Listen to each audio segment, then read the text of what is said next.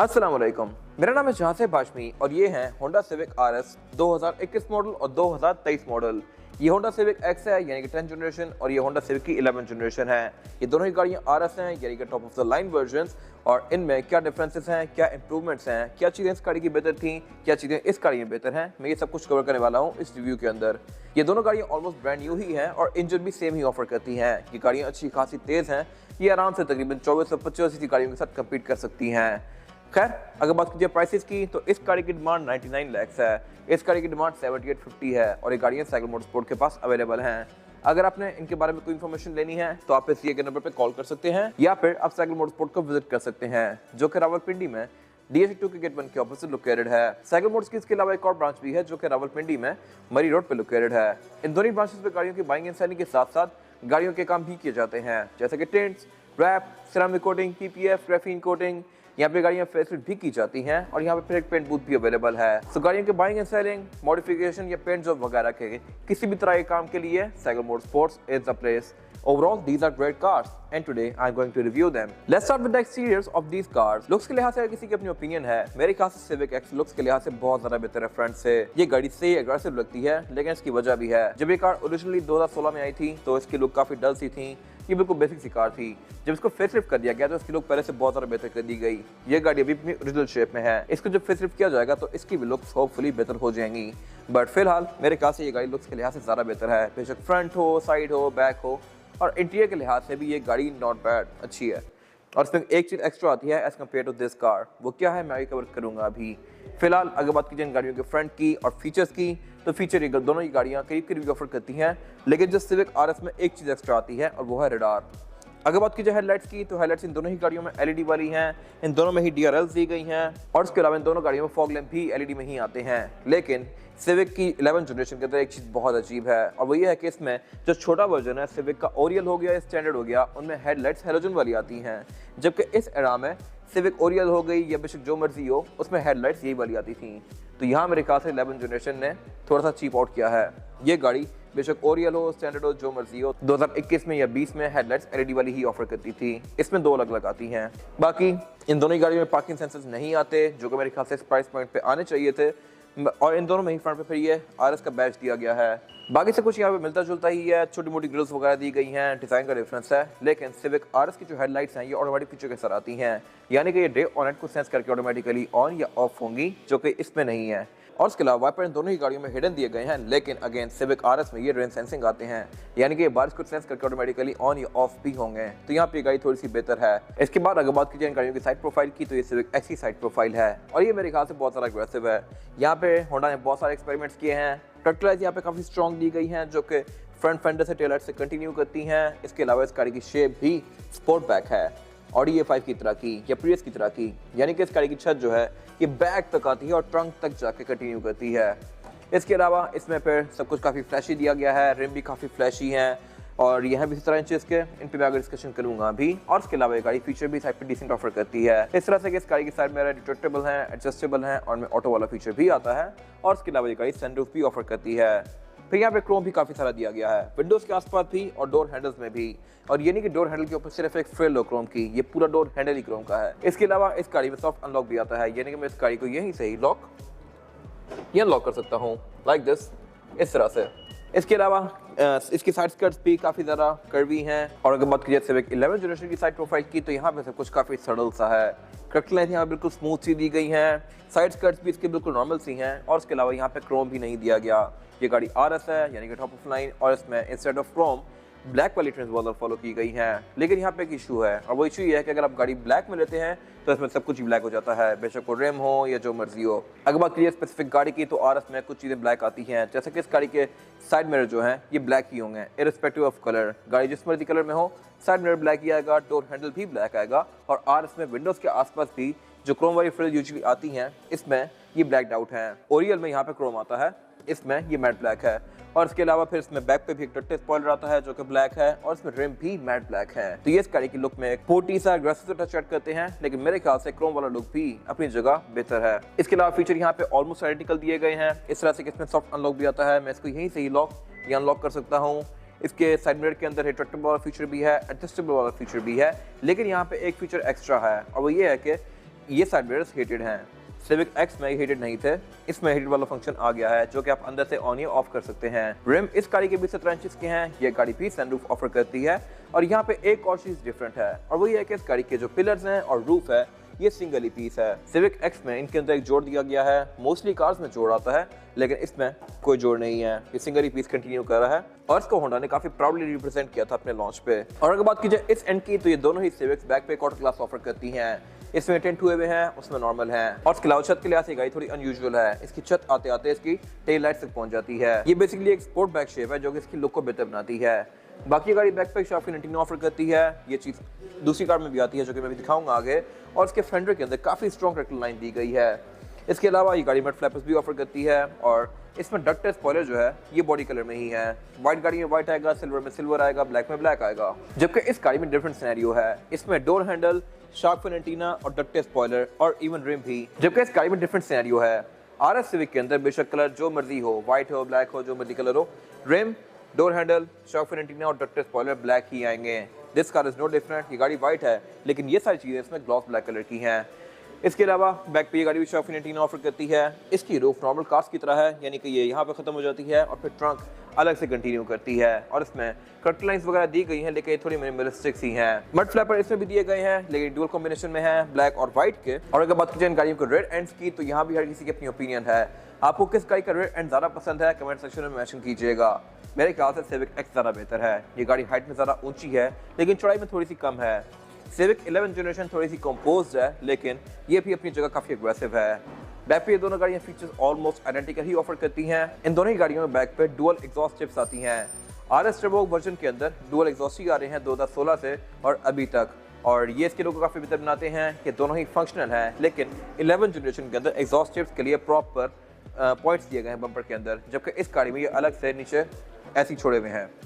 खैर, इसके अलावा अगर बात की जाए गाड़ियों की टेल लाइट्स की तो इन दोनों ही टेल लाइट्स के अंदर ये लावा एलईडी लैंप्स दिए गए हैं जो कि एंड टू एंड कंटिन्यू करते हैं। इसमें सी शेप में है, इसमें एल शेप में है और बाकी इन दोनों ही गाड़ियों में इंडिकेटर और रिवर्स हैलोजन वाला है। इसके अलावा बम्पर इन दोनों ही गाड़ियों में अपनी जगह एग्रेसिव हैं। इसमें क्रोम काफ़ी ज़्यादा यूज़ किया गया है और बैक पे दोनों ही गाड़ियाँ डक्टेड स्पॉइलर ऑफर करती हैं।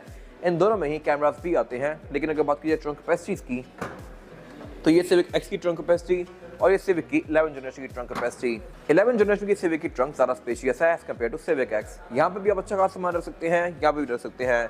ये 19-20 का डिफरेंस है। 5 लोगों के लगेज यहाँ भी एडजस्ट हो जाएगा, यहाँ भी एडजस्ट हो जाएगा। और ये दोनों ही गाड़ियाँ स्पेयर टायर भी ऑफर कर दी हैं with tool kit. Spare tyre इन दोनों ही गाड़ियों में फुल साइज़ के आते हैं और 17 इंचेस के आते हैं। इसके अलावा इनकी ट्रंक के अंदर इंसुलेशन भी दी गई है और ट्रंक इनकी काफ़ी वेल कवर्ड है। जबकि ये शिप जब इनिशियली लॉन्च हुई थी 2015-16 में, तब इसका ट्रंक काफ़ी बेसिक सा था, अंदर आपको तारें घूमती हुई नजर आती थी। फेसलिफ्ट के बाद से इसको बेहतर कर दिया गया और इस गाड़ी में शुरू से ही बेहतर आया है। इसके अलावा बैक पे इन दोनों ही गाड़ियों में एक ब्रेक लैंप आता है और यहाँ पे कुछ खास है नहीं। इसके बाद अगर बात की जाए इन गाड़ियों के इंटीरियर्स की तो ये सिविक आरएस सिविक एक्स का इंटीरियर है और ये गाड़ी 2021 मॉडल है। 21 वाली सिविक एक्स के अंदर जो टर्बो वर्जन था इसका इंटीरियर ब्लैक टोन में आया है, 20 में भी, 19 में भी। लेकिन जब ये गाड़ी 2015-16 में आती थी, 17 तक आई है, तो उसका इंटीरियर बेज में नहीं आता था। बेसिकली उस गाड़ी में और ओरियल में कोई खास फर्क थे ही नहीं, लेकिन ये गाड़ी कंपैरेटिवली सिविक ओरियल से बहुत डिफरेंट थी।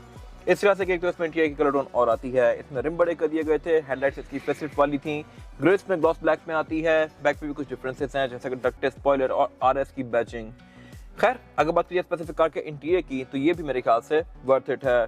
आज भी कोई खास पुरानी नहीं लगता और फीचर भी गाड़ी कंपैरेटिवली एलेंट्रा या फिर ग्रैंडे वगैरह से बहुत बेहतर ऑफर करती है। इस तरह से कि तो ये गाड़ी पैडल शिफ्टर ऑफर करती है, इसमें पैडल शिफ्टर है यानी कि मैं इसको अप शिफ्ट या डाउन शिफ्ट यहीं से कर सकता हूँ। फिर इसके अलावा इस गाड़ी में बैक पे स्क्रीन आती है जो कि मैं आगे दिखाऊंगा अभी। इसका मीटर स्क्रीन वाला है, इसमें सनरूफ आती है, इंटीरियर में कलर टोन्स आती हैं और ये सारी वो चीज़ें हैं जो कि इस गाड़ी को ग्रैंडे या फिर एलेंट्रा वगैरह से बेहतर बनाती हैं। और सबसे ज़बरदस्त चीज़ इस गाड़ी का इंजन है। इसके परफॉर्मेंस फिगर्स मैं आगे कवर करूंगा अभी। ये गाड़ी सोनाटा से भी तेज़ है। खैर, स्टीयरिंग भी इस गाड़ी का पूरा ही सॉफ्ट टच पैडिंग की फिनिश में है। एयरबैग की गाड़ी टोटल 2 ऑफर करती है, ये भी और नई वाली आरएस भी। और इसके अलावा इसमें लेफ्ट स्पोक पे कंट्रोल दिए गए हैं जो कि नॉर्मल से हैं और इसमें राइट स्पोक पे क्रूज कंट्रोल दिया गया है जो कि अडॉप्टिव नहीं है, ये बेसिक क्रूज कंट्रोल है। इसके अलावा इसके मीटर के अंदर पार्शल स्क्रीन आती है और बाकी इसका मीटर एनालॉग है। ये गाड़ी 6.7 पे जाकर रेड लाइन करती है। साथ यहाँ पे हीट गेज और टेम्परेचर गेज दिया गया है एंड नथिंग स्पेशल हियर। ये मीटर काफी सिंपल सा है, नई कार में बहुत बेहतर आया है।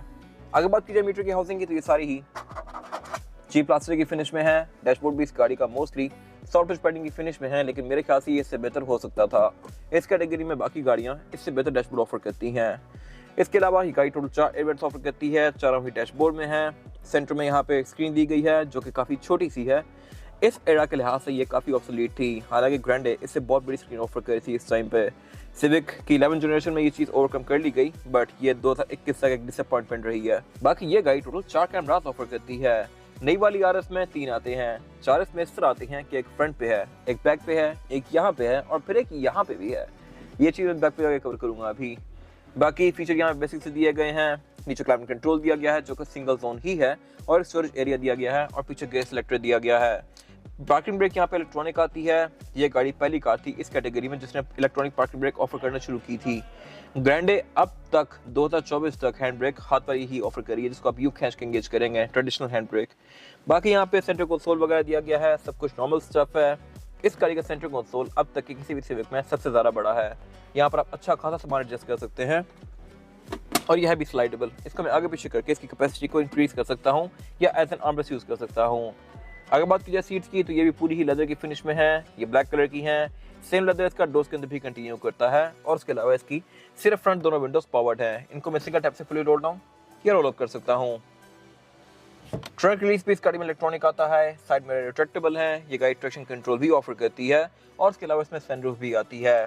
तो बेसिकली फीचर्स के नाम पे यहाँ पे सिर्फ एक क्रूज कंट्रोल दिया गया है, पेडल शिफ्टर्स दिए गए हैं, एक बैक पे स्क्रीन आती है, और उसके अलावा इसमें ट्रैक्शन कंट्रोल आता है और इलेक्ट्रॉनिक पार्किंग ब्रेक आती है। That's it.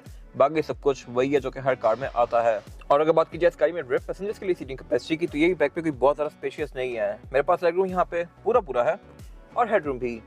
लेकिन बैक पे फीचर ये गाड़ी अब तक की किसी भी सिविक में सबसे ज़्यादा ऑफर करती है। इस तरह से एक तो बैक पे इसमें एयरवेंट्स दिए गए हैं, और पाँव पे भी एयरवेंट्स आते हैं इसमें। फिर इसके अलावा इसमें सेंटर में स्क्रीन दी गई है जो कि टच स्क्रीन है। इवन लैंड क्रूजर ZX जो है 2018-19 वाली भी, या इवन LX 570 भी जो कि 2019-20-21 तक आई है, उसमें भी बैक पर स्क्रीन टच में नहीं आती थी, लेकिन ये गाड़ी बैक पर टच स्क्रीन ऑफर करती है। इसके बीच में मैं फ्रंट वाला मीडिया अप्लाई कर सकता हूँ। मैं यहाँ पे जहाँ भी टच करूँगा यही टच फ्रंट पे भी हो रहा होगा बेसिकली। तो बेसिकली ये फ्रंट की स्क्रीन को मिरर कर रही है। इसके अलावा यहाँ पे मैं हेडफोन लगा के अपनी मर्जी से गाने भी सुन सकता हूँ, और उसके अलावा बाकी यहाँ पे एक सेंटर कंसोल दिया गया है जिसमें 2 कप होल्डर्स हैं, और आप इसको एज एन आर्मरेस्ट भी यूज़ कर सकते हैं। इसके अलावा रेयर बेंचेस ये गाड़ी फोल्डेबल ऑफर नहीं करती, VFX ही हैं, और इसके अलावा यहाँ पे कुछ खास है नहीं। ऑलराइट, अब अगर बात कीजिए इस गाड़ी के इंटीरियर की, तो ये भी लुक्स के लिहाज से अच्छा है, बट यहाँ पे हर किसी की अपनी ओपिनियन है। कुछ लोगों को सिविक एक्स का इंटीरियर बेहतर लगता था, कुछ को इसका बेहतर लगता है। मेरे ख्याल से इस गाड़ी का इंटीरियर ज़्यादा बेहतर है, और इसमें टेक्नोलॉजी भी एडवांस यूज़ की गई है, बट कोई बहुत ज़्यादा एडवांस नहीं। अगर बात की जाए फीचर्स की, तो फीचर यहाँ पे कंपैरेटिवली जो उस गाड़ी से ज़्यादा आते हैं वो ये है कि इसमें जो क्रूज कंट्रोल है ये एडॉप्टिव है। इसमें लेन की असिस्ट भी आता है, रडार भी आता है, यानी कि गाड़ी अगली गाड़ी को सेंस करके क्रूज की स्पीड को कम या ज़्यादा करेगी। फिर इसके अलावा इस गाड़ी में जो हेडलाइट्स हैं ये ऑटोमेटिक फीचर के साथ आती हैं। ये डे और नाइट को सेंस करके ऑटोमेटिकली ऑन या ऑफ होंगी, और इसमें वाइपर भी रेन सेंसिंग आते हैं, यानी कि ये बारिश को सेंस करके ऑटोमेटिकली ऑन या ऑफ होंगे। ये चीज़ें सिविक एक्स में नहीं थी। और इसके अलावा पेडल शिफ्ट ये गाड़ी भी ऑफर करती है, लेकिन यहाँ पे एक चीज़ डिफरेंट है। उस गाड़ी में जो स्टीयरिंग है वो ओरियल जैसा ही आता है जिसमें पेडल शिफ्टर होते हैं, लेकिन इस गाड़ी में स्टीयरिंग व्हील है ही ऑल टुगेदर डिफरेंट। इस तरह से कि इसमें राइट पर कंट्रोल्स डिफरेंट आते हैं। इसकी जो ये लेदर की फिनिश है, इसके अंदर जो स्टिचिंग दी गई है रेड कलर में है, जबकि सिंपल सिविक में ये प्लास्टिक का आता है। फिर इसके अलावा इसकी ओवरऑल फील ज़्यादा प्रीमियम है। और अगर बात की जाए इस गाड़ी के मीटर की, तो मीटर भी इस गाड़ी में यूनिक है। सिविक आर्स के बारे में एक इंटरेस्टिंग चीज़ ये है कि दोनों ही गाड़ियाँ ऑयल लाइफ भी शो करवाती हैं, जबकि इनके ओरियल वर्जन जो हैं वो ऑयल लाइफ नहीं शो करवाते। इसके अलावा अगर बात की जाए इसके मीटर की थीम की, तो ये मोस्टली व्हाइट, ब्लैक और रेड के कॉम्बिनेशन के साथ है, जबकि सिविक जो पहले वाली थी उसमें एक ही थीम है, एक ही तरह का मीटर है। इस मीटर के बारे में एक और इंटरेस्टिंग चीज़ ये है कि इसमें काफ़ी बड़ी स्क्रीन दी गई है। ये मीटर हाफ डिजिटल है और हाफ एनालॉग है। एनालॉग वाला एरिया इसका स्पीडोमीटर का है, डिजिटल वाला एरिया इसका एक MID डिस्प्ले है जहाँ पे गाड़ी आपको RPM शो करवाएगी और इसकी बहुत सारी डिफरेंट चीज़ शो करवाएगी, जैसे कि ड्राइवर अटेंशन की डिटेल्स, फिर गाड़ी की स्टैट्स, एवरेज किलोमीटर पर लीटर, गाड़ी का मीडिया, मैसेजेस, सब कुछ आपको इसी स्क्रीन के अंदर शो होगा। फिर इसके ड्राइविंग मोड्स भी आपको यहीं पे शो होते हैं। बाकी अगर बात की जाए इसके मीटर की हाउसिंग की, तो ये फेयरली सिंपल सी है, उसकी हाउसिंग ज़्यादा बेहतर है। और डैशबोर्ड इस गाड़ी का भी ये सॉफ्ट टच पैडिंग की फिनिश में है। साइज़ के लिहाज से ये भी काफ़ी छोटा सा है। रिबर्ट और रिबॉन में डैशबोर्ड से बहुत बड़े आए थे। खैर, उस गाड़ी में जो एक ड्रॉबैक था वो उसकी स्क्रीन थी। स्क्रीन उसमें सिर्फ 6 इंचेस की आती है, जबकि इसमें काफ़ी बड़ी दी गई है उससे कंपैरेटिवली। ये साइज में अच्छी खासी मैसिव है और फ्लोटिंग है, यानी कि डैशबोर्ड से अलग से ऊपर निकली हुई है, जैसे कि मोस्टली नई कार्स में आ रही होती हैं अब। MG में देख लें, टुक्सॉन में देख लें, या इवन LX 600 में देख लें, स्क्रीन अब इसी तरह से ऊपर निकली हुई होती हैं। फीचर्स के लिहाज से भी उससे बेहतर है और उसके अलावा प्रेजेंटेशन के लिहाज से भी। लेकिन ये गाड़ी कैमरा टोटल 3 ऑफर करती है। एक इसमें फ्रंट पे है, एक यहाँ पे है और एक बैक पे है। यहाँ पे इसमें स्क्रीन आती नहीं है। आई एम नॉट श्योर कि होंडा ने यहाँ पे डाउनग्रेड क्यों किया है। बाकी उससे नीचे यहाँ पे इसके ये एयरवेंट्स दिए गए हैं जो कि हनीकॉम पैटर्न में है। इसके ऊपर एक ही ग्रिल कंटिन्यू करती है एंड टू एंड, और उससे नीचे इसका क्लाइमेट कंट्रोल दिया गया है। क्लाइमेट कंट्रोल भी ये गाड़ी डुअल जोन ऑफर करती है, यानी कि ड्राइवर और पैसेंजर अपनी मर्जी के लिहाज से इसकी 2 अलग अलग जोन्स को एडजस्ट कर सकते हैं। यानी कि अगर मैंने AC चलाना है तो मैं AC चला सकता हूँ, पैसेंजर हीटर भी चला सकता है। और इसके अलावा इस गाड़ी के साइड मिरर भी हीटेड हैं जिनको मैं यहीं से ही ऑन या ऑफ कर सकता हूँ। इसके डिस्प्ले की प्रेजेंटेशन भी अच्छी है। और इसके अलावा फिर नीचे यहाँ पे सारी वही बेसिक चीज़ें दी गई हैं जो कि हर कार में आती होती हैं। उससे पीछे इसकी गियर सिलेक्शन दी गई है जो कि अगेन सिविक एक्स जैसी है। और इसके अलावा फिर यहाँ पे ड्राइव मोड सेलेक्टर दिया गया है। इसमें ड्राइव मोड्स हैं वो है स्पोर्ट, नॉर्मल और icon. Icon means economy, normal mean normal and sports mean sports. उससे पीछे फिर इसकी पार्किंग ब्रेक दी गई है जो कि इलेक्ट्रॉनिक है। 2 कप होल्डर्स दिए गए हैं और उससे पीछे इसका सेंटर कंसोल दिया गया है। ये थोड़ा सा डिफरेंट है इस तरह से कि अगर मैं इसको ओपन करता हूँ तो ये साइज में छोटा है और इसके अंदर एक ट्रे दी गई है और इस ट्रे के पीछे होंडा की हिस्ट्री लिखी हुई है with the tag line the civic history goes on. इसके अलावा ये गाड़ी एम्बियंट लाइट्स भी ऑफर करती है। इसके डोर्स के अंदर ये पतली सी एम्बियंट लाइट्स दी गई हैं रेड कलर की, जो कि हेडलाइट ऑन करने के साथ ग्लो करती हैं पार्किंग करने पे भी, और इंटीरियर को थोड़ी सी बेहतर फील देती हैं। बाकी इसकी सीट्स लेदर की फिनिश में है। ये वैसे ही लेदर है जैसे कि RS पहले वाली में आता था। सेम लेदर इसका डोर्स के अंदर भी कंटिन्यू किया गया है। बाकी फीचर यहाँ पे ऑलमोस्ट सिमिलर हैं, लेकिन इसमें चारों ही विंडो सिंगल टैप वाली हैं। उसमें सिर्फ 2 विंडो थी फ्रंट वाली। इसमें मैं किसी भी विंडो को सिंगल टैप से फुली रोल डाउन या रोल अप कर सकता हूँ इस तरह से। साइड मिरर इन दोनों ही गाड़ी में रिट्रैक्टेबल हैं। इन दोनों में ही ऑटो वाला फीचर आता है। लेकिन यहाँ पे एक और फीचर दिया गया है जो कि होंडा सेंसिंग का है। होंडा सेंसिंग बेसिकली इसका एक सेफ्टी सिस्टम है जिससे ये गाड़ी बहुत सारे सेंसर्स को यूज करते हुए इसकी राइड को सिक्योर बनाती है, जो कि मैंने कवर किए हैं, जैसे कि लेन कीप असिस्ट हो गया, एडाप्टिव क्रूज कंट्रोल हो गया। बाकी यहाँ पे अगेन ट्रैक्शन कंट्रोल वगैरह दिया गया है और इसके पाँव में भी एम्बियंट लाइट्स आती हैं, फ्रंट पे भी और बैक पे भी।